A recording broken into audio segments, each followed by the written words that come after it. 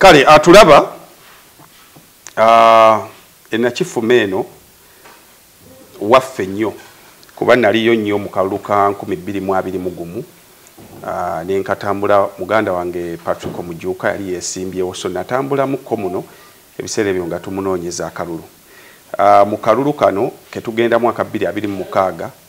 era nazzeemu n'empisaamu eggaali nembaako ebintu bye nabuuzizza ebyenjawulo ebimu ku byo bye binkomezaawo kubanga nga bwe nabagamba constituencies ez'enjawulo ze ninamu interest nagenda nze kennyini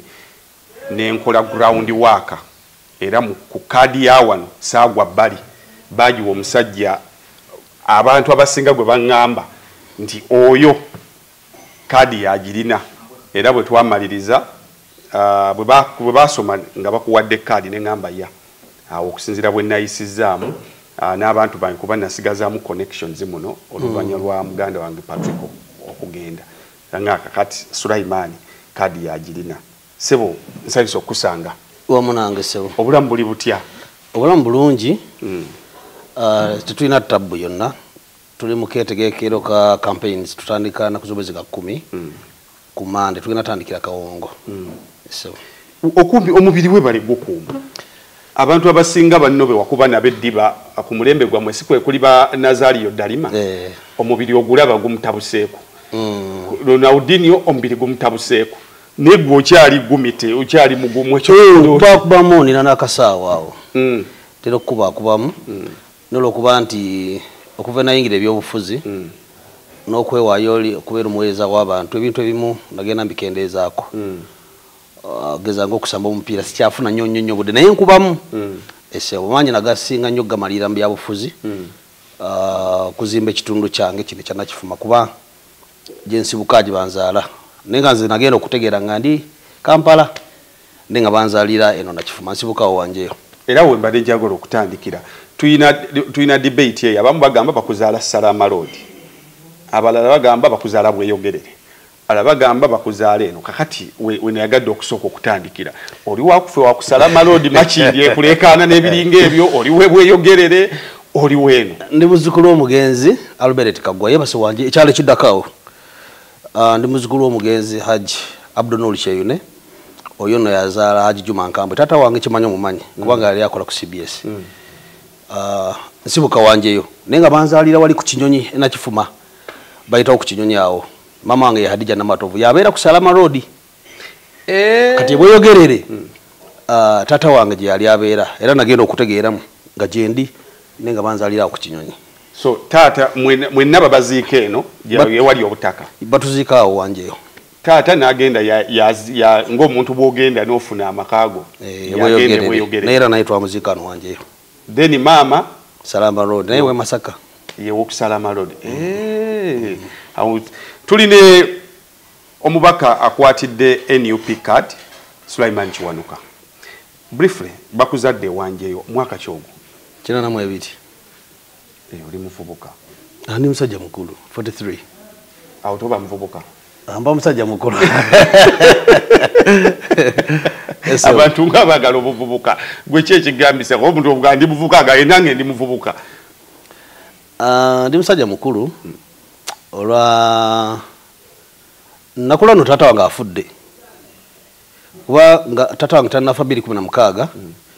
nali bulamu buli I was so selfish nga manyi nti obulamu bulungi kwe kuvuga emmotoka ennungi kugenda ku holiday buli mwaka kwe kukola buli kyoyagala era bye nalimu wanze nali wa Wilson simanyi oba Wilson street kati obulamu bwawo nalimu ne tata wange watunda amasimo bikyebyo awo byonna nze nali mbikola because nali mufunyi wa sente naye tata wange yamala okufa otujja omuzika ewanjeyo nembikubulirwa kuba eno mukyalo eno ali sijjaayo kuba nali sina kindeetayo naye wenajja nendaba embeera nga si nnungi ate najja ne mutabani wange first born wange naye tuba tuddayo nanga eddadi eno gye tuzoziika jjajja abantu nga bali bubi that was my turning point omwana okuwa ekigambo kyayogera era sajjako kigere lwakuba ebiseera ebyo mukwano gwo nange yali mukwano gwange yali bukalulu by then era obuli gwensooka okujja enakifuma in that regard najjawo kawuku nategekawo tournament ya Haji Nkambwe Cup era okujjukira jjajja taata wange era mukulu Patrico yali mukwano gwange nankubirako nanga nategedde ina yali ku finals nembadde nsaba nange nzijembe wonsabe kalulu era nange onsabirako kalulu era 2017 ya 2017 namusabira akalulu kwanze nali sirowooza ngako musobola okukola ebyobufuzi twalikawo kwawo wajja kutegeka bintu byo bya taata wange kati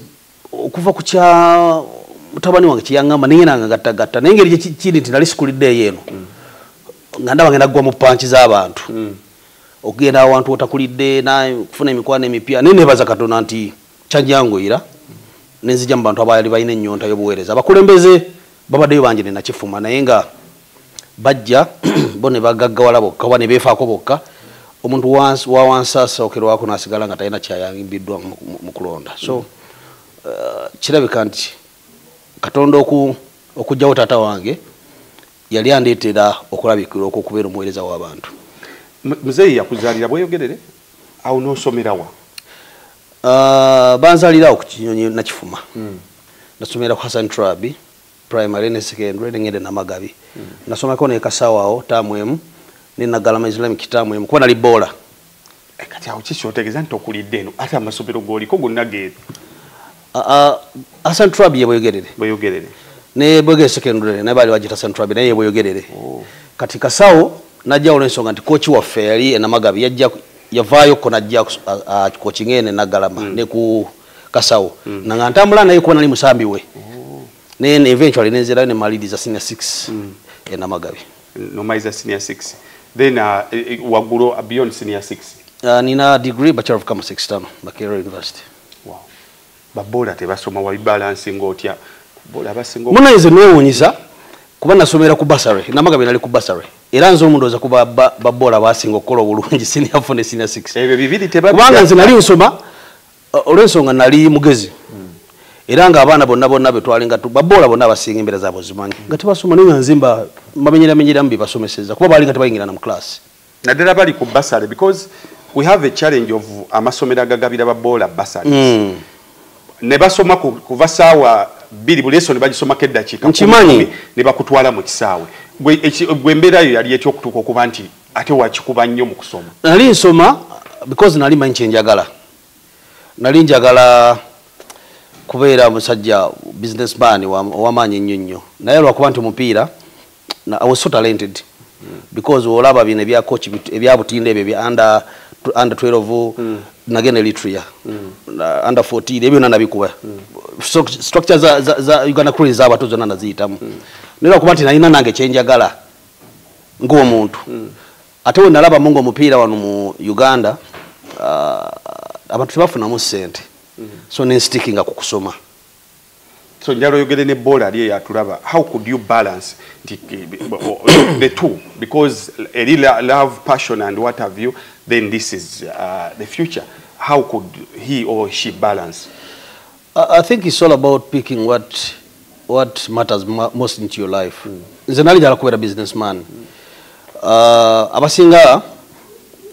ndoza Katonda yakigaba kuba tuyinze nsomye n'abaana bali very talented mu mupiira sawa zino kati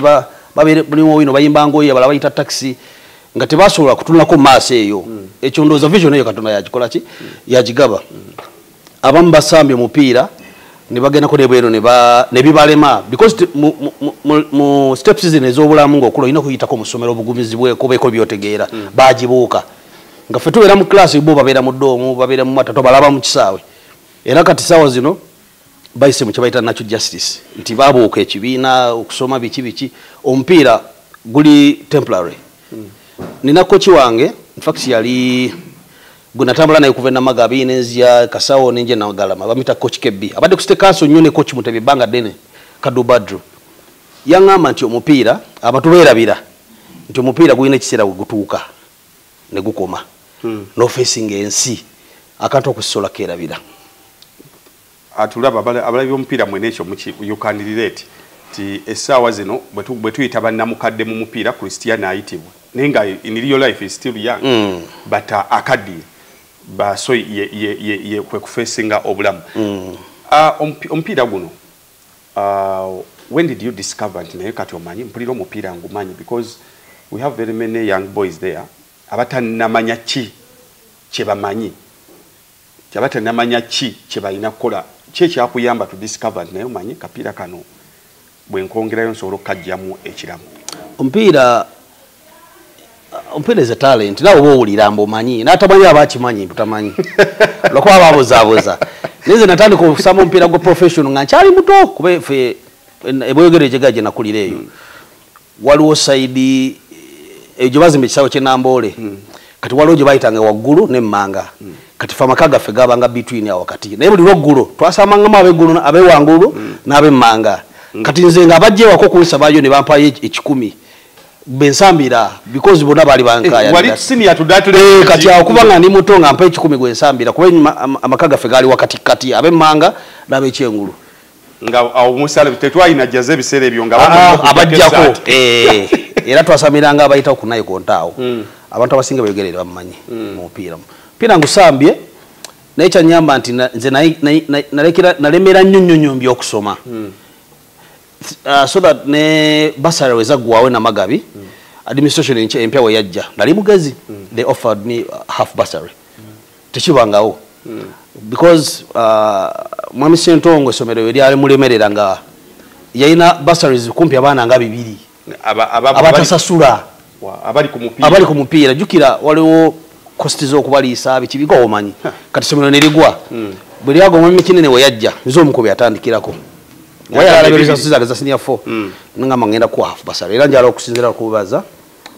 na magabi SS ne mwami kinene bampa half bursary nenga ebyompira byali biweddewo nga nsasula half ne muzeyi samugamba nti nsasula ko half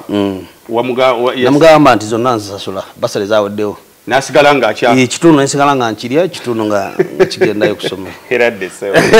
welcome to the club abana baji bali ku basala university osigala obulamu but that's life era so nagusamba naenda tuke kiseera nti nayingira street nga gambi ku Wilson muvaka ya senior 6 then I started getting exposed to money then katateze no clubs wembadenzija kati ne mupira ebyomupira nembize bali no sokodda ku street kuyiriba nembera ku kuyiriba bavubuka na batayi na mugofu ye ina apartment ye biche kati ngobulabo endimu obwo nembera oli kubira dala sente bayina mu ku sente yes opira like vaka o that is I think 18 years 18 ngolo inamu moto yes kwanza nze na tandiko kube na bera ne franchise ya by then bali bajiita Warid nga yakajja zeno soko gula franchise ya Warid era yali singa obunene mboyogerere nenga ni muvaka ya senior 6 kati ne Makere na yesene nezinsinga amanyi nga ndaba sisobola ne sabade dia nengena mu America ngojja ku university ne gofu yo ya ndola nga lecturer nganda atalina bya ngamba naye waite baga amazo okukomawo okufa mu America ndaba ndyaza amanyi omupira just mutu ayisobola okusomera tugende mu America oyiye naye ngeri gye nali nti ntandise okubeera exposed ku sente nga ndaba obulamu buli obwokubeera ngo America wali ogerezeko ebulando obulamu obwo batobusobola toli so free you cannot do anything that you want nenkomawo naye coach Mutebyo yanoonyako era ebiseera ebisinga yalinga mpita ki oba sport talent yalina erinnya yalinga mpita kati ndabanga nange ndyazamiza omupiira kugenda ku express nga ofunyemu break ya myaka ngesa tosamba toyina wokubira ndi kulya bulamu zilidde ogenze ko mu America nvuddeyo nkomyewo nga fitness ekyaliwo I was talented era express nempo omukisa nina mukwano gwange bamuyita Hamis Kitagenda yali ali kusowana by then nangamba naye sulo manyi omupiira guno bato gusambyeko ojja kuwolyaza amanyize ekitono ekyo ningira ku express twagenda naye waliyo coach Bosa Bosa nampa omukisa nene ali munene by then Bosa yanzi myezi mukaga nga nsaze kilo nga 2 so ne express nempa omukisa nensamba yo season emu naye abantu be express muli bakuusa ate muli balyaza amanyi nabeera ku express nasanga express ngeri mbizibu nasasula emisala ya express abaana okuva season namba ngamba sasula emisala nze ngamba wa allowance bulina ko ngamba emitwalo aga musambi munabo kubanga nze franchise ekyaliwo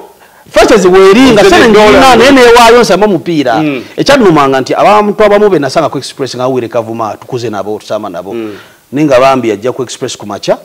ne tukola trading bossa natuduse emisene n'abaana n'abadduka kawo nga talina ne kyabakolera nga ne manager talina sente katumana nasiiba kumacha wankulukuku navawo kwemu nga waliwo amusindikidde ttaano zimujjawo atenga okumanya abaana bali wali committed nga nenkera bakeera nabajja naliko ku excent awo nali nzize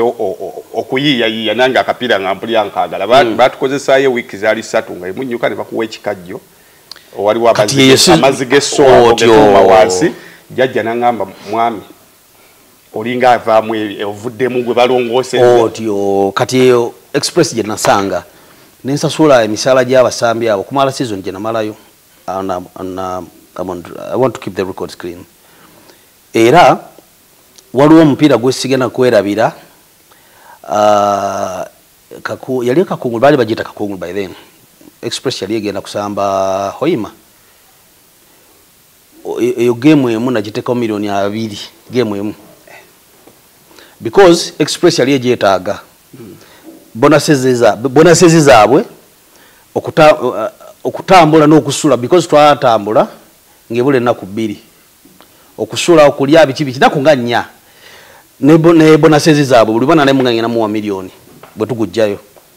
naye bimu kubisinga okuduma ku express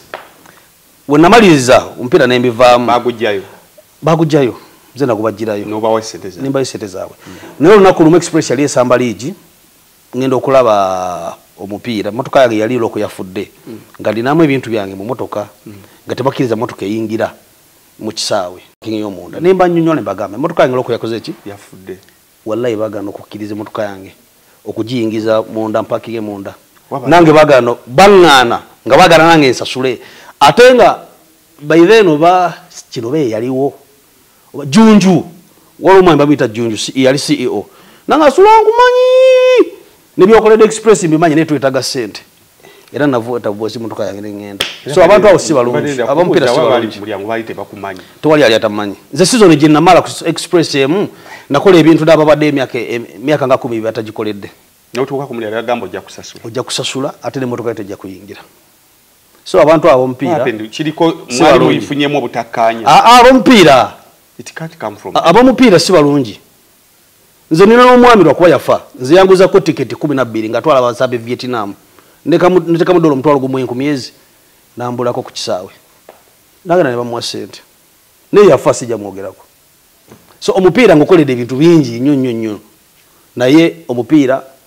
abantu tebasiima buli omu woli wokabira naffe no mubayimbi embozi zezimu kati we wali ku mirembe omupiira gwo season bwe yaggwako season yaggwako byali bintambi kubanga bintu byonna babisitole babinteekako nga tera ngendi musambi ate ekirala nti bwe nayingiranga mu kisaawe ng'abantu balowooza nguliridde nga omanyi kati ng'abantu balowooza ate nga nali talented abantu abasomye nange bakimanyi I was talented ngompira gusobola era nga tosobola signing license ya club nga express nga toli proven naye omupiira nagukolera ebintu bingi era nkyagukolera ebintu bingi era ngenda gukolera ebintu bingi from there wawumula buwumuzi navaamu noko express nanyiiga nengenda kusowana kusowana gye nafunira ebizibu ate byanzija ku mupiira kubanga omupiira ogwanyiiza liigi weba etandika season yali eddako of course bali balina okunsayininga kati honorable nsereko yagulya Victoria University kati waliwo akakopo ke baateekanga bakayito bakapu kibiki awo nga yawangudde twali Namboole kati bosa nampomingisa maji yonna kugwa n'atampaamu buli wagira sula ibuka nempomi omupiira kugwa nga ndaba abantu bensinga omupiira ng'obugumye n'okusinga abali munda abantu bensinga buli kimu bebasamba so kye nakola the next day baba kuba bagujjayo batukuba the next day ngenda kusowana okutraininga awe nafunira injury ne nafuna na kanu kagundi kanu kamenyeka bano tendon yakano okay. tendon niyo yanzija ku mupiira nalwanako nakola surgery nga 7 kano nakola surgery 7 naye surgery yamponye kyewunyisa ya wano Uganda Dubai ginasookera ne bakola surgery Uganda nekola surgery okubiri Germany era mba training ne kaddamu wenava kwe yeswala nengula team yange bayita Spartans ningamba kambere nange mu team yange nerenga newo mingisa ne nga neyingisa ze salawo so nenkutuka kanu katendon nenwana ne bigana na eventually ngano mpira naguvaako nekola surgery yasembayo nagikolera ku Kampala hospital wali na muongo ye yali successful nenzira munesamba mpira nenga siguli ogo mu club yange na Spartans paka wenzije nenkola ebyobufuzi ekyaliwo wame gogo twava ubinyo ani avaawo bulungi ne magogo buli ex international ndaba mwetwalira what happened abalala simanyi nenze batufutyanka ligi nasamba Kampala regional nakuba ligi yonna nga ndi unbeaten pira jonna najiwango yes Spartans era nalinge na mu big league nayo mpira gwasema yetu alisaba ne Lunguja Galaxy yali dabenga ya amanyi nyo ya amanyi Lunguja Galaxy kati twajirumba waayo nga we lino kubira ye waayo wala akasayo kali awo mu geto akakatona awo Lunguja awo eno wansi ku Kadiba asi Kadiba kali waggulu awo fe twakolanga bwetu ku match day tutukawo tugenda okusamira saa 6 ne tuteekawo embeera kwanze twalinga tukola bya kizungu twambula mu butawuni awo mijozi ja feriki oleso olumerika twatuka ku kasawe kawe Lunguja saa 6 ne tupoiramu awo twambula mu katawuni ku 9 ne tugenda ku kisawe saa 8 kitundu ne twambala saa 9 timu je tugenda samba yo wakati natuka ngobuwagiza ali ati Galaxy ya peyi nga kulika abasirikale ngamba 100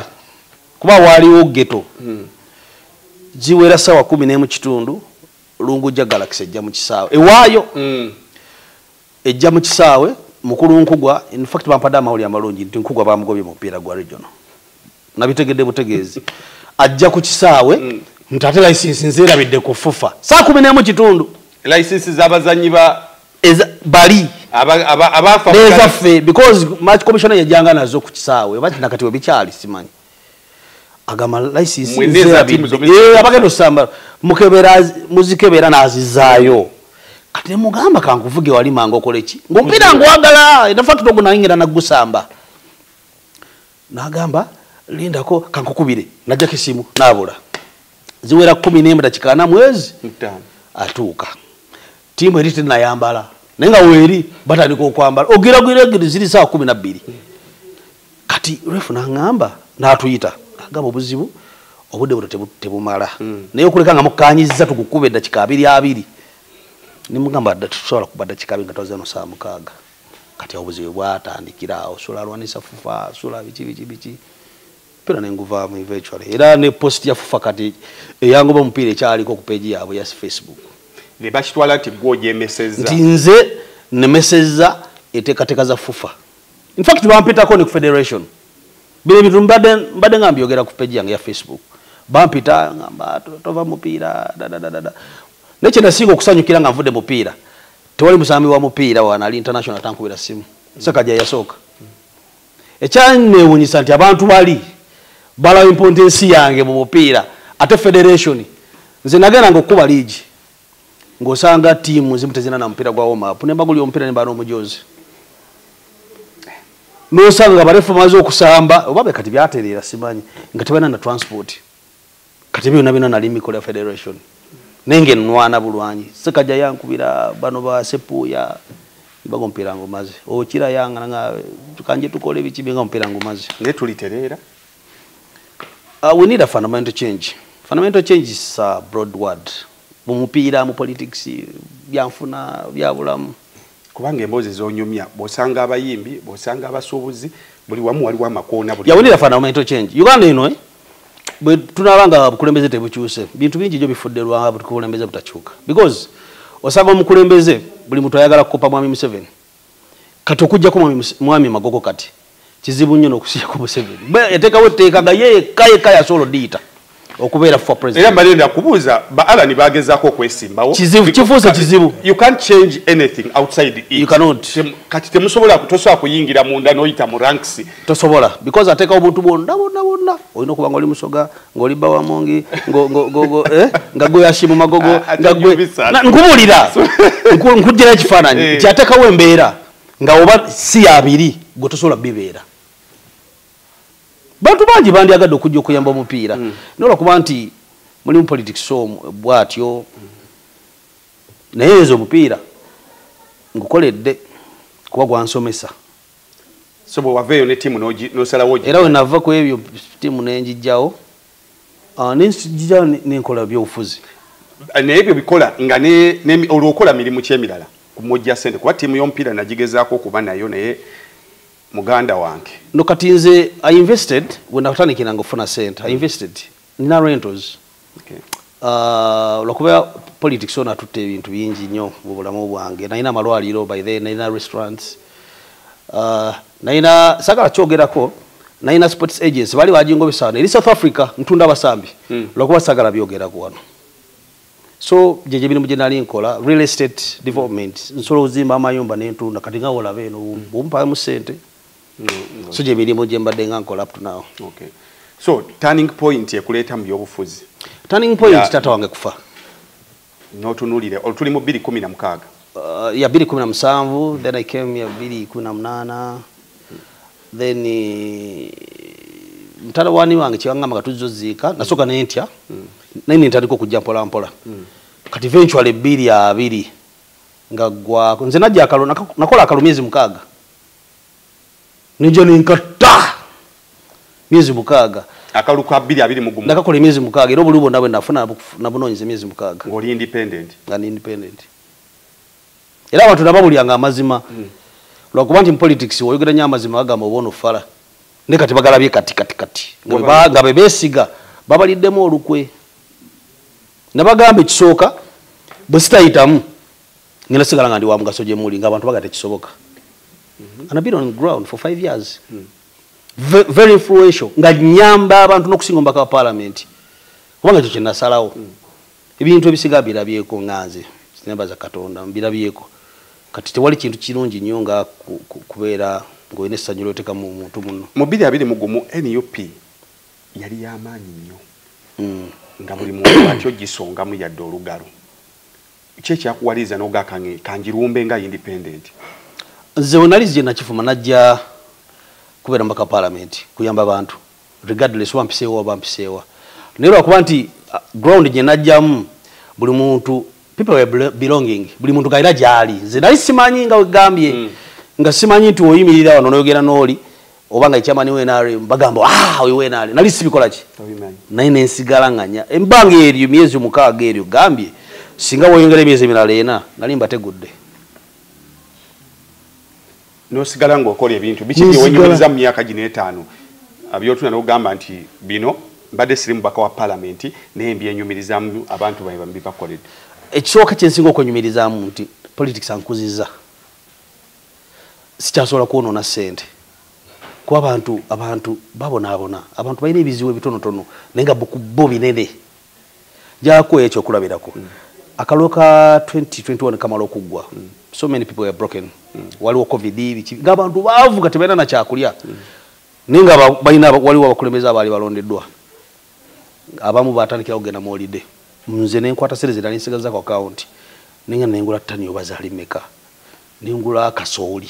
nengenda ekayonga nemukubamu emmere era buli muntu alimu nakifuma buli erosi nagabirako abakadde 20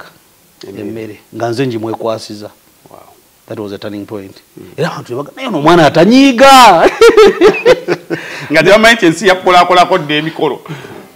era kyekimu ku bintu byensinga okwenyumiririzaamu. Ekyokubiri era namalo gaba emmere eyo nenkwata buli mudaalo buli munakifuma buli mudaala gino egy'abakyala nga ngenda mu emitwalo 2 ku 3 nga sikuwa kulya wala nkwankulamiriza di sente zino nkimanyi olina ebizibu olina enjala na biki nenkwadde capital yongeramu wayita omwaka gumu n'ekitundu waliwo omukyala alindesaawo mukyala mukadde she called me, she was crying baso cried nangamba wampana emitwalo 5 nino omwana nga yali aganyo bansulira abaana naye omu yali annemeredde kati sawa zino ninawe emitwalo 7 mweji okuva mujiri emitwalo I cried and man so kati ebyo ebintu bempulya nange bwe mbirowoozaako ndabira ddala nga ndi wa mugaso mu bantu. Oli independent 221 kakati tuyingira emyaka gy'etaano okola bintu byo kusanyusa mutima gwo na kulumirirwa abantu olwa mutabani obi yakugamba then NUP ogirengera ddi n'ogamba nonno omuntu alina kuyingira kibiina kino. No, NUP najingira 221 after the election August 5th. Era nagenda offices zali chali wali Kamocha. Nine yanjula. Niwangamba wali mchalago nasanga yo nangamba naye tukuulya naye batukato story waffe. Nebagamba nzize kwewandiisa NUP. Kinasoka okubabuuza nababuuza waliyo kadi ya membership ya gold oba bronze. Ndagaza naza 10. What is the next saw mu motoka? Sije kisawo. Nalija kubera outstanding. Nebanga zona za 10. Nentekayo 10 lwange nentekayo ne 1 million. Mukuzimba ekitebe kya fecho. Ekya kavula. Era nzo mukwate metafali lyasooka. Nenyingira bilya. Olunga kye kikusikiriza okuyingira because by independence wali so yingire nayo wali so okuyingira. No, na kalulu kagwanga nina amanyi manji. Era tewali kibiina kya byabufuzi kuleka NUP kitankubira simu. Ena rumyamba nkubira simu gabanjagala. DP ebiseera ebyo yali amanyi, CP ne message abo nzirina. Ne FDC ngabagala mbegatteko. Ninginda ku NUP ne nfuka member. Ngate eteri yakuyise nobanze era nagenda nene kintu alira emyezi 6 okujja okugamba abantu bena chief mate ne wandisa mu NUP. What was among the pull factors alichi ezakusika? First of all NUP nze nateka ebigenderwa byange ku minzani ng'omuntu. Nti njagala okuyamba abantu, njagala okuyamba ko kyuse gwanga lyange, njagala nanga abana Uganda babenga banyumirire gwanga lyabwe. Naye nga sisobola kikola nga siri mu kibiina nga NUP. Bwe natunira aspirations zaakyo nange ne nteke byange ku minzani. Nengenda. Nabi solo genda singa nali businessman nali solo genda mu NRM. Even up to now they were foreign. You have business people. Even up to now but take offer. No gamba ngenda ne NUP. Nze kintu kyene singo kwebaza Katonda nti Katonda yampa amagezi nsolo kuyiya mu kintu kyotasuubira kukola ne kiyiya mu sente. Kati nze ekisinga okunkabya amaziga. Ola abasajja abakulu aba MP aba nga babagula milioni 3 nze sura tosobola kungula milioni 4 neziba 10. Nenga etteeka bali ali atogikwatako bali ali lyaki milioni 4 abasajja abakulu ba lawyer bani ne bakwata milioni 4 ne bakwata ne bachusa constitution sola kungula alo ezo sente. What's outstanding banga lyomaze mu NUP? First of all sinzira kubigendererwa byo byewalina. First of all NUP is a people power, you know, kind of thing kiva mu bamanyi ga abantu na bikinti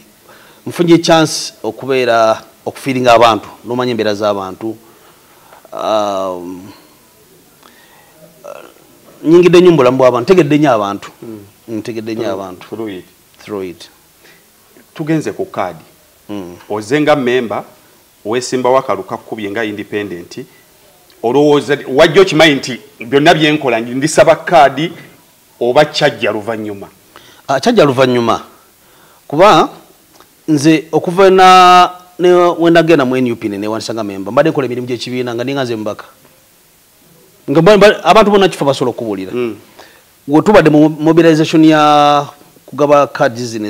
ezaffe ez'ekibiina nze nsinze nozigula nozitambuza nga nze kennyini zitambuza nezigabira abantu wetubadde mu byabavubuka emabaga keri wetwatongoza kunga kibaita kunga ogenda nga tubunyisa enjiri ya NUP nze nasinga okikola nga munakifa omulingo omutali mbaka wa NUP.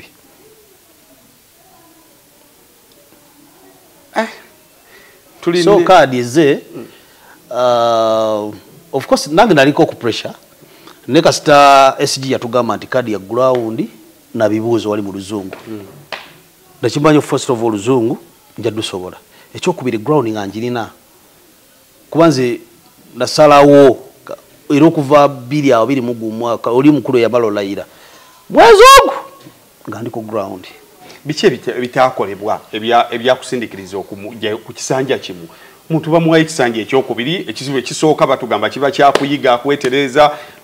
okyalimu empewo n'omuwa ekisanja ekyokubiri naye gwe mu kisanja kimu omusajja n'omuteekako yakolayo ki happened akoze ki gwoli eno gwosooka nga nti emirimu gy'omubaka parliament giri ena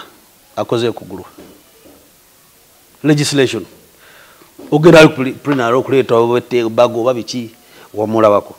ekyokubiri representation alina okujja eno nakifumana tulina ebizibu eno abalimi balina ebizibu abalimi b'ebikajjo eno balina ebizibu in fact n'etteka ly'ebikajjo lyakayita oba myezi esatu emabega eno balina ebizibu n'ebimeka byatutte wali mu parliament ekyokubiri project za gavumenti meka zalondodde oba n'atusakira nti kino oba kiri so omuntu agamba nti simuwedde mu kalembereza aba alimba omuntu ebakuwa obubaka wa parliament baba bakuwadde mandate okukola tofa kubanwanisa olina kukola ki emirimu artistically giri ena ekyokubiri nti wali kyobayita ekyobuntu nti oba luguudo lwetaga bulungi bwansi ebyo si mirimu gy'omubaka parliament n'ekyabuntu tugeze ng'okusima enzizi ebyo si bikatala nebyo ebizibu byetusanga eno kati ku ebyo gwe kola research oli munamawulire ku ebyo akozeeko ki ekyokubiri omuntu bakuwa flag ya NUP automatically ofukirawo chairman wa NUP mu constituency eyo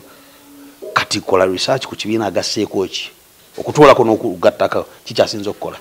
so kati ebyo byonna abantu tebabiteeka mu into consideration n'ekituufu kiri nti omusajja yalimba abantu era nze ngamba abantu nti wendayira bwe nti abagala katonda abansasirira empangula because Allah yamanyi abagala ovuganya batandikirewo olumala okulayira batandikirewo okulaga abantu return on investment ene ebeera etya because omyaka 5 ng'oli mu kuteekamu ssente waggulu eri zebafuna abaka ba parliament tebaweza na bumbi bubiri kawombi kamu nga milioni nga 4 bwe ngatagatta roughly ssente zonyumizza zewakakozesa zisukka waawo okibala otya siri mu politics kufuna singa ndi mu politics kufuna singa ndi mu NRM njala kuzimba gwanga lyange kubanga kati olaba newe nkwata obaka parliament muno wana kifuma ebisanja bibiri ndaira nti akatonda nze nakwata kukaba sola kujja sene zentade mu nakifuma ebisanja ebi era kimbale muza kati ofunira sisobola abantu balamu gye bali oligwo mu ku bantu balamu abantu abagala ensi bangi n'abansinga bangi abagala eggwanga lyabwe nze kyenjagala kwe kubeera nga omutabani wange asobola okunyumiriza mu ggwanga lino nga tagenda kugenda ku street erinze gye nayimirira newankubadde nga gye najja ekitambula anga bwasoma ajja funa nina baganda bange abawala balina mbuwakadaama nyiza okuba nga nabaweerera nga tebasobola kufuna mulimu so Uganda eno yeetaaga okukyuka process ya kadi eno gyogerako ki kuba yemu kuyanyiziza incumbent gwe wajjiyeyo n'atuuka n'okugenda mu kibiina ekirala ng'alaga process teyagitegeera bwe yagitegeera yawangula what's your comment on it ekisooka oba wamanyako amalwaliro ge bayita Canis Medical Center Canis nagawulira gaali gange naye gagwawo because byebimu ku bintu byenfiiriddwa nga ndi mu kukola ebyobufuzi mu kuweereza abantu kati n'omwami nali mukozesa mu ddwaliro lyange yali musawo naye waliwo yamumpa kati bw'obamala otuwa kadi nkugirayo kiri kyogambye yakubira PA wange yali administrator amalwaliro gange bamuyita Moses namugamba mbadde yakulaba bwe yagenda namugamba nina abaami bankubira essimu nensuka naye mbatya olonga kadi maze okufuluma meeting eri wakati wa PA wange n'oli omusawo namugamba bankubidde naye nasose nembata nembawa chance when they came to face me they asked me like kiwano kono amalwaliro dana gaali gage 7 years back yalinga yeisa atya nga mukama wammwe kati omuntu agamba nti NUP teyakoze kunoonyeza kumala goba omunafu nze baba nga basobola okukola research ku musawo gwe nakozesako emyaka 7 emabega what are you talking about ekyokubiri nakifuma eno bakolamu okunoonyereza ndowooza okwenjawulo okutali nakwawalala okulabira ddala ani asinga amaanyi naye ensi yalaba nze nalina omukolo gw'okuyingira wano ennyumba then ne muganda wange yayina omukolo wali na kifuma ng'ayise ne president same day kubanze nasooka n'ensaba ne bampa naye okulaga nti byakasajja fuba naye n'ateekayo era ogwo omukolo yali minzaani ku lunaku lwe lumu yayise president nze nipisemu futi wano yayise president era we nategeera embeera eyo nengamba mufuti nti omukolo tugenda beera first ogusalako obudde era twagwanguya wano abantu bajja baali bangi era abantu abasinga baali babanyi nti abantu bagenda kugwera na kifuma ku kisaawe era wenakwata omuzindaalo nemwebaza mufuti okujja n'abantu nembebaza nenjogera bye nayogera nembaga nti bannange nze sobola kubeera nga nkoze wano omukolo nga president wange alina kifuma badde nsaba omukolo guno tugukomye wano ffenna tugende wali bwe nagenda wali tewabira ebyabaayo so oli mumativu ne process ndi mumativu bye bigambo byewandiyogedde nga tofunye kaadi ng'owakwata ku kaaba abantu ababeera nange abawangala nange baali bakimanyi busigenda kwesimbawo nga sifunye kaadi bo baali bakimanyi era obuzibu bwe nali ngenda okufuna bwe bantu okunyiigira ko bantu bangi baali bagenda kujiga nga sesimbyewo so wali mumativu ne process yonna nga nali mumativu akalu kano kavaayo katya because systems ze Uganda lwakuba ziba mu departments zanje zifaanagana ebyonyumiza mu mupiira simanyi ono nakola bwati onakola bwati ne mu politics ate gye bisinga okubeera people worried naddala mwe ba newcomers gugwa gutya mu kyenda nga bakusoma wali waggulu enteekateeka eri ekisooka Katonda yamanya ani agenda owangula yamanya ani atagenda kuwangula nze nkola era nkoze ekyange nga kiwanuka nti twalabako omuntu ng'agezako okubba akalulu nene kamulemerawo ekyokubiri abantu abo batambuza ebyo mbusimanyi ono tabajja mulangirira ono biki nze njogala bangire mpangula akalulu in numbers baleme kunnangirira ekyo kyenninze tulabe kyozzaako kubanga abannayuganda mulimu abantu abaagala okulowoozesa abantu abalala nti bo Uganda yaabwe bokka nti bo bwe basalirawo abantu nti bo bwe buli kimu Uganda yaffe ffenna omuntu wawangula alina okulayira yes because abantu baba bamulonze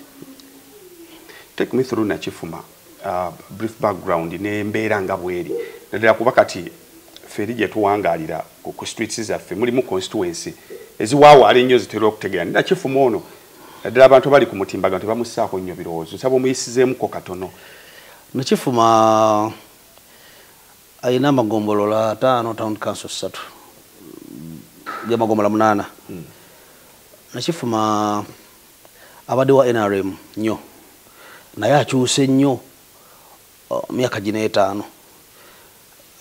basically ebizibu birimu byebizibu ng'ebiringa mu constituency z'ebyalo endala amazzi masannyalaze nguudo mbi bya bulamu bwe bityo naye abantu kati mu Nakifuma muno in fact bakikolako ne Honorable Kafeero bwe baagala omuntu nga ye n'okusinga ku kibiina namanyako nti Honorable Kafeero oba waliwo era oba Kakongo babi abantu baagala olonda bwe baagala omuntu kati ngawo wagala bakoze research ku ssula nga baagala ssula ng'omuntu balina that true love over someone so Nakifuma nze mmanyi ku mulundi guno nti egenda kumpagira si lwakuba nti nze best candidate naye lwakuba nti nze fit nga bizibu byabwe nze asinga okutegeera ebizibu byabwe ate nze nsinga ebizibu bibeeramu olinayo wateeka ku ssente yonna ngo okufuna kati kyolina what do you mean essaawa zino amaloboozi mangi agabaagulirira bakola ki batukola bino kati background y'engeri gyerimu akasente olinayo wateeka ssente wonna kati ebyobufuzi bino nze omanyi natambula nga bampitawo NRM tewakimanyako n'emyaka 5 giweze tewali alina bujulizi nakati bakyakyogera kati wawalire tayo muntu alina ekisookera ddala NUP kibiina ky'abantu bagezi naddala abatukulembera basajja bagezi ate balabawala okumanya balabawala bw'otunira abantu abasinga batafunye kaadi n'ebyo byogera kati gw'otegeeramu ki balabawala kati nja kugereza kono waffe wano bw'atafunye kaadi ndozi neeyisa gye yeeyisizaamu agirabe nebigenda maaso munakifuma. So nze ng'omuntu nze nsobola okukola nenfuna sente zenjagala nekigasanze gasula naye abantu bana binakifuma nabo njagala be empowering byebiri mbadde ngamba kola emabega ebyo batekamu capital biki sikulya abantu abasinga ba mixinga omanyi mu Uganda muri monetization of politics ne empowering people. Those are two different things. Nze mbadde nkola empowerment ebibiina byabakyala bitekamu sente kuwerera abaana biki empowering people babere productive basobola okubeera nga bazimba eggwanga. Naye NRM ne ba agents bayo bali ba monetizing politics aleeta abantu nga bina nayogera bitakwatagana nga tadde wali bando za milioni nga 10 buli afuluma mutwalo eggwanga tebasobola dizia. So mu bufunze kadi ya NUP tegulwa manyi nandi badde njogerako ku waliwo omukulu atera okwogera ebigambo eyo nti ye munnamateeka mukukutivu yalaba nti ye waatunamu alaba ye asaanidde eka. You know, this struggle is a collection of so many things. You can be very good at being a lawyer naye nga tosobola mobilizing abantu era we mbadde ndaga nti tugenda mu kalulu kakumobilizing abantu muli ba amacha nnyo waliwo ba senior bangi abasuuliddwa. Senior muki ekisookera ddala Uganda wano fenna tuli mu survival mode twetaasa bwetaasa kakati omuntu who's going to be equal to the task okukyusa eggwanga lyaffe yafunye kadi NUP osobola okubeera nga byonna obiyinanga but you cannot mobilize nga tosobola yita abantu 100 nogamba ojje ekyengera wano nga waliwo atalina byoyina naye nga abagamba mujje ne bajja mutwalo. So abantu baali mukitegeera nti you know this is a collection of so many things. Waliwo asobola kino waliwo gocho tasobola nga oli kibagita team mu team mbamu atema bamwaga banze nalinga banenga sola teba mulimu banga wa mikyasa kati team ewe borondeddwa bulungi besobola okuteba omupiira. Enkuubo empompogoma eziri mu mmwe abagala okujjako NRM essaawa zino ziraba zibatwalawa because right now buli kibiina kubali ku ludda oluvuganya kirina abaana n'abazzukulu bw'otunulira DP erimu za DP 3 bw'otunulira FDC erimu nayo nga 3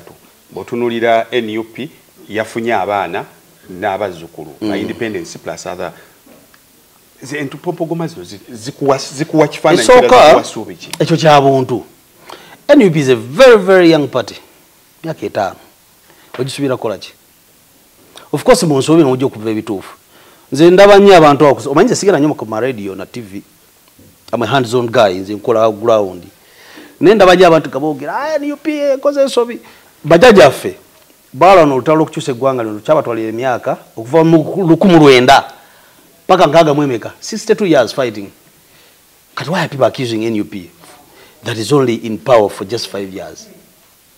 So ebyo ebintu ebisinga bya buntu olw'ensonga nti mukama waffe adiiringa na mitima gy'abantu gy'atalina okitegedde. So in the long run tujja kufunamu ekituufu kisobola n'obutaba ku mulundi guno kisobola n'okuba ku mulundi guno because we are dealing with the unknown. Emitima tetumanyi bantu kye balowooza naye eventually tubalaba ngeri gye beeyisaamu nga tebafunye kye baagala era kaadi eno yabadde minzaani mu byobufuzi bya Uganda. Tusobola kukomyawo tutya obumu mu mmwe naddala abavuganya gavumenti? NUP kyeri mu kukola kakuŋŋunta kuba ekutta awaluma bw'oba onyoonye ebbwa okwata mu bbwa kaleese bumu kaleeta. This is a process. Tuli kukyusa ggwanga. It's not going to happen in a day. It will happen. Yes. Kyova olaba nti bakutta awaluma ne bakwata kuba batakwatako naye nga kyekituufu singa sagala kwogera mannya g'abantu singa mukulu gundi teyava ku bwagundi singa tulowooza nti bye bituufu naye yava ku bwagundi ne tulaba embeera ze na biki tulaba hamu gyatadde ate ku baganda banne kuba nankyukakyuka banne you know eventually tujja kufuna ekituufu. Ekibiina kyo ne opposition essaawa zino it's accused of so much amacharizimu naddala mu bantu ku bubiina ebyenjawulo si mwenyo ekisookera aba accusing NUP kubeera amacha mu parliament eyo gye bali oje babadde yewaise biteke ebisingo kuba ebifu ku ggwanga lya anenga je bali basiniya bakozeho ki bo basiniya amateeka wana buli buteeke B erinyigiriza mu Uganda lisa mu parliament niga basiniya je bali what have they done tuli na kifuma andi ne Abubakar akikiridde akwatidde NUP card mu kulonda kwetugendamu okwa 2026 kirindozo kizeemu balenda kuuza toli available tulina abantu baffe betulabanga we bali ku radio I'm a hands-on guy by the way banyombesa nnyo aba radio tukubira saagala because waliwo abasobola okujja ku radio ne batambuza nze nzimba na kifuma sigamba nti mbayisa mu maaso naye buli muntu akwate wasingira ddala nze nina abakwano bange banyi bala bajja ne ku radio na blunderinga ne byokogera tabimanyi because he want to be seen on TV I mean I'm not that kind of guy chemanyi chenjagala I'm good at mobilizing I'm good at that that's what I'm doing system yonna ya kukyusa okusinzira ku gwe biche bino okutandikirwako for Uganda to be those countries yobadde ekishokera ddala obuyinza obunza bw'omukulembeze kasita busalika that is one of the things that is supposed to be done fastly omukulembeze ayina obuyinza bungi buli gwango omukulembeze aba n'obuyinza si bungi nnyo nkole ekyokulabirako mu America COVID yaliyo ani yaliko Trump yaliko Trump ng'alinda akulira ebyobulamu mu America kyayogedde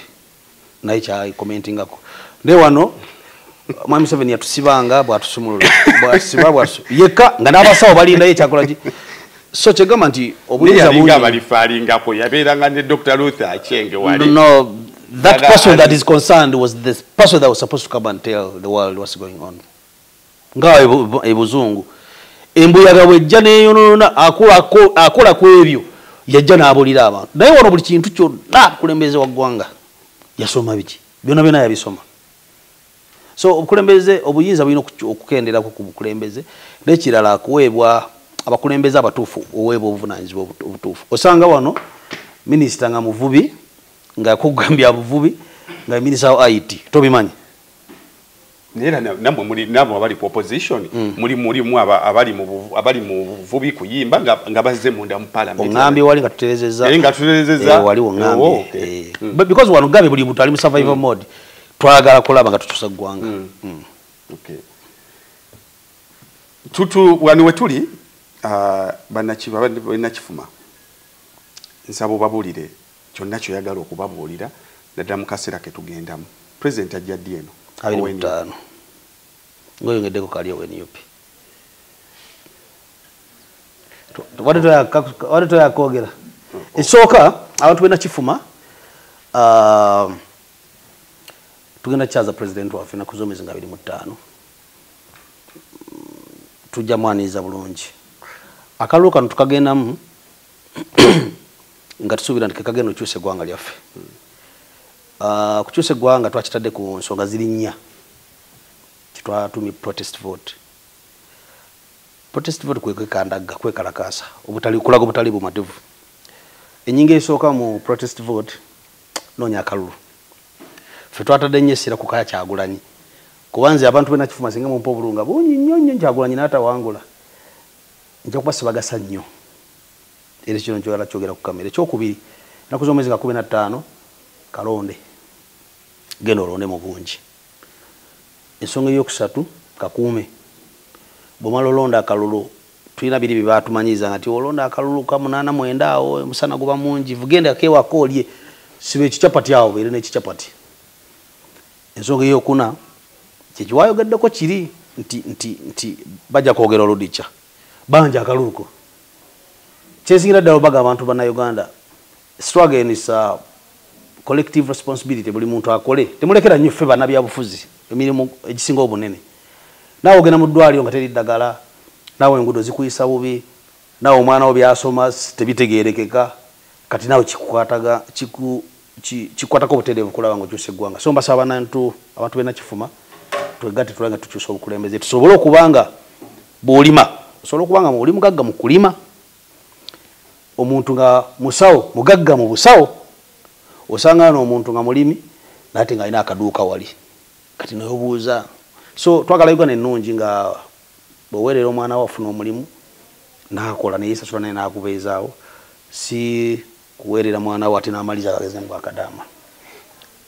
Lastly, NRM ina campaign gyekola Buganda for NRM. Wesimbye wano mu Buganda ne NRM amanyi kati ina mangi. Ngawa. Lale zaabo ziraba zibaka abantu. Ndaba balale zaabo zibakuba mu. Gutuna bakolale nga ziliko bana basomero. Nga bamaza tishali kati zibatuga n'emikono nga gikomeno. Gutuna zirabako. By the way nalale ne je nalabye nga wali wafande wa prison ya Aliat. Atunamba komo. Gatu nga yizo kuba. So abantu abana Uganda mwenda njalo kubasaba mwesige Kyagulanyi tokasalamu njagala okubasaba mwesige Kyagulanyi kubanga he's proven tubadde ne bana Uganda wana abakola ebyobufuzi mu opposition ye misala mu opposition nnyo ngekiro si mu opposition ate kabagaggawadde nno mu kulwanisa Museveni nze Kiwanuka tusibula mu government eno mwogaggawalidde ate lwaki alokujijja ekyo nakyo bakibavunana nti abavubuka bulaba abafunye oli avuga eskaledi olina amayumba kakati gwe byonnyonnyodde tulimba meka ne babagema n'obbagema tulimba meka nze ebintu byonna bye nasoma byonna teri kinyambyeko okufuna ssente kitegeeza education system anti nkuba kyongambye kubabu wajaga yo balabye abagagga wali ngawa meka mu Uganda buno mulimu abantu abakoze ngabakoze nga Katonda ba blesses singira ddala okuba ekirungi ekikulu mukisa naye twagala resources za government zibenga zikasa abantu bonna omuntu asobola okubanga akola nga afuna. This is what I'm vying for. Nze sobola okubanga Katonda ya blessing nga omuntu ni nkikuba naye abaana bange nabo baana ba blessed baganda bange mikwano gyange. It is so dangerous okubeera nga gwe oli bulungi nga there's so many people that are around you not good doing good nawe nyine oba mu risiki sawa ina bakwata embadiya so twagala Uganda sinti buli mutayina kuba mugagga ne twagala ngo okola ofuna okitegeera olaba nze naleka Japan eyo abantu bali mu mbeera nnungi nesi buli mutiti mugagga nnyo njala kuwa ekyo kulabirako Toyota eyina ekyalo kiramba bantu family yawe naye ekyale ekiddakaawo emmotoka eyo gyolaba kuliko omuntu nga yakola burabba buli ono muna akola ndabirwa wakaawe ninga gaggawalidde ku company eri okuba nti naye ndekati wano osanga company ze baleese wano omunayo katalina kyasobola nakukolako kufunako sente kati ebyo bitwogerako ebyo ebyo bisoboka kangu ekyo kulabirako ekirala ekyebibikajjo naliko India 2013 naliko India nina gwe daliperekedeko bagenda mulongosa mutima naye twagenda kukulambula zi factories ebikajjo nga factories ez'ebikajjo zigula tezisimba bikajjo nga wano wokiraba nti factory ate naye simba ebikajjo ng'omuntu asimba ebikajjo bamuwa ssente bamuwa n'ettaka ekyokubiri obuntu buno bamaze okukubamu ebikajjo babiyita batyo obwo bwe bamaze okukanulamu obwo bazigirizamu bana abantu okukolamu zi disposable glasses trays amagi biki kati kitegeeza nti ne company naye ebeera yina kyeyambako ku muntu okitegedde ne kati wano osanga ku factory y'ebikajjo omuyindi yabisuubula ate naye abirima ya setting a price kati ebintu ebyo tebitwagala okukyusa sinti buli muntu agenda kubeera billionaire but that average omuntu okubeera ng'asobola okukola n'afuna bwe mba mwogera mulaga nti there is nothing to protect ne NRM campaign gye batambuza protecting the gains tewaliyo bwolaba bw'osobola kuwandamu n'ogamba nti yes these are the gains those are supposed to be protected. Kati nze sisobola kubeera nina omusajja gwe nalaba ng'agamba naye mwebaze nnyo Mwami Museveni yalituleetera amasimu. These are things that are brought by circumstances. Waliwo ebintu nga bizze olw'enkulaakulana eri global nze bisobola bisanyukirako lwa Mwami Museveni. Waliwo enkulaakulana, waliwo technology azze olw'ensonga nti ekiseera kya technology okutuuka kikoze eki teriyo mawanga gatayina jamu abakwata mu nguudo gomaze ebbanga kyokuntuukako wano Tasaze jam. Mvuze like 2 hours ngali va Mengo kujja na Kifuma. 2 hours kati jam aha. Engudo Museveni agatazikoze. Ne jam takute. So kati nze motoka nyingi abantu bayina motoka mali. Okubera nedda sagala toberenga nedda abantu bangi okubera ne motoka katika nkubulire. Eteka waliwo teka lya traffic lya in fact ba tekero bali kubane mu parliament. Ebyo kubera nga ekipapula bakikuba ku kadi. It was proven nti ebitundu 8 mu 5 ku 10 abantu abavuga emotoka kadi siza teziri manya gaabo. Kati ani alimba mani. Abantu bali bulungi. Just that nti abantu abasinga baagala nnyo okulaga. People die trying. Omuntu afa nga omulado omulanga ina nyuma ngero nenga sina ye. Nenga abadde alwala n'afuna million 2 ezisasula. Mu bugume bw'amaanyi. Kinagambe kiri nti everyone is in survival mode in Uganda. Fende tuli mu survival. Kyovolaba BMK billion 4 afa ne waita wiki biro basatu banka nejja nti nange tubadde tumubanja. Gobadde tukiramu bwagagabe kamba. Everyone is in survival mode. Last labo opposition bannamwe bo bayina endowooza. Ti bwoyingira mwena ali emweno. Oli obawuliddeko osobola ogikyusiza munda muli for example. Mau yaga transition yeno kasito yingira munda bono obere bweru eno kikaluba nebwe tuyingira munda muli we can make things happen. What's your take on ekisoka ne bidandi ekikoloko kya mulema bidandi sali yagamba kalwanire muli munda kya mulema omuntu wawula nyumba oyinza